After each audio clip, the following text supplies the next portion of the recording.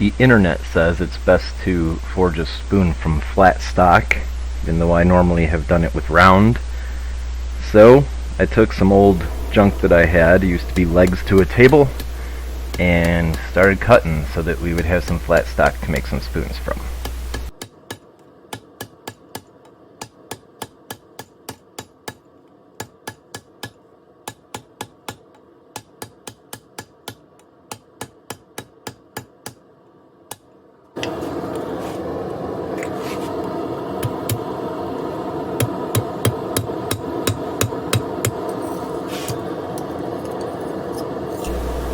First couple of cuts were super satisfying, but then it started to just really suck. So, editing magic, and we have everything that we need to make some spoons. New tool. This is called a spring swage, sometimes called a spring fuller. Put the metal in between the two parts, and it evenly puts your indents on each side.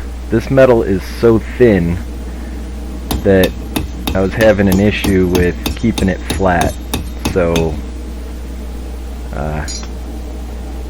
just kept trying to work it. Had to take it out of the spring swage fairly often because of that issue. Eventually got it separated enough so that you could see one part's the handle, one part is going to be the spoon, and just dress up the metal a little bit before I started to hammer out what would soon be the dished out portion for the spoon. First thing I did was round out the edges so that it wouldn't make a square shaped spoon. Worked fairly well. I was fighting with the thinness of the metal again, but it turned out okay.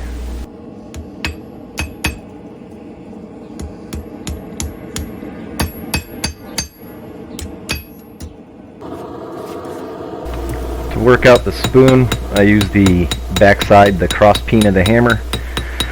Just draw the metal out, especially on the ends, but also from the center a little bit. Want to leave some metal in the center so that when it comes time to make it into a cup, you're able to use a round peen on that, the ball peen hammer, and there's still some metal left to move there. If you make it too thin in the middle at first, then it's really hard to have anything other than a flat shape in the end.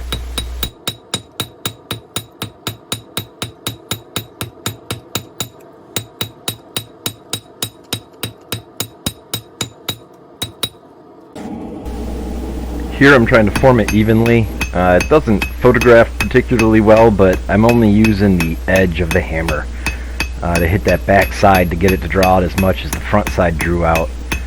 So just light touches, kind of hitting it only where it needs to draw out. You can sort of see it. It works fairly well.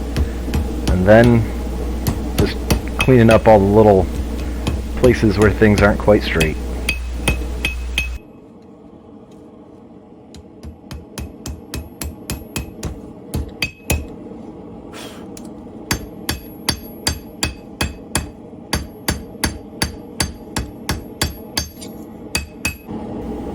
Before I try to make it rounded, I'm going to work on the back end a little bit.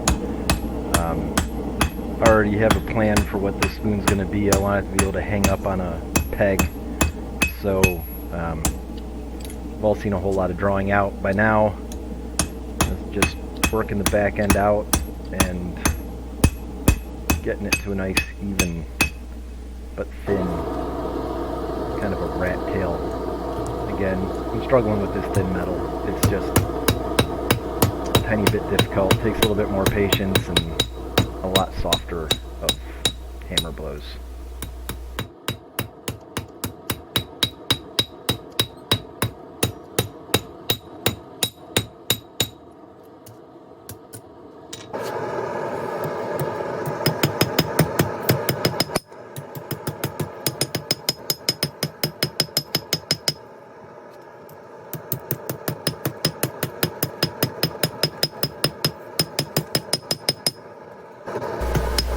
Here I started to get a twist, and instead of straightening it out like I normally do, I thought I'd go with it and give it a twist, but off the anvil, and yeah, it's something I'm never going to do again.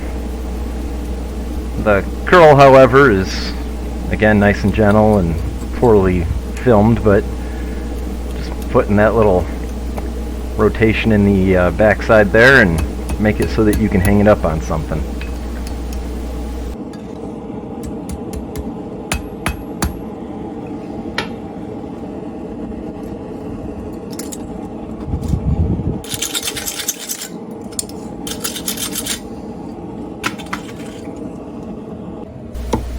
Ball peen hammer inside of an indentation is the best way to make a spoon. I just used the edge of the rounded end of my chainsaw to cut this indentation into the stump and rotate the spoon around the inside of the indent, hammering it on all sides. It's really light hits. It takes a lot of finesse here, and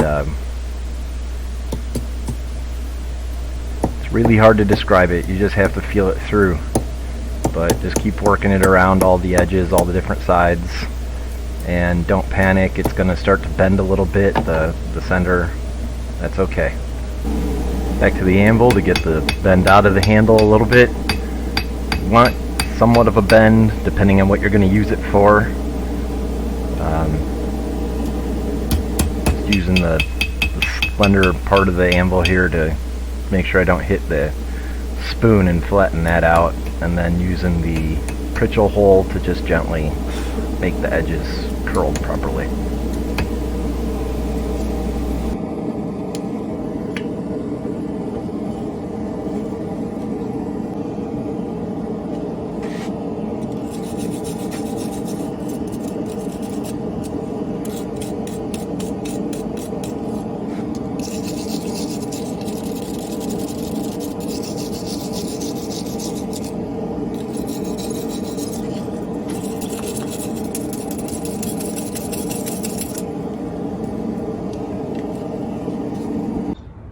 Finish this little guy up. Just covered it in some beeswax. But what kind of spoon is this? One of a kind. Oops.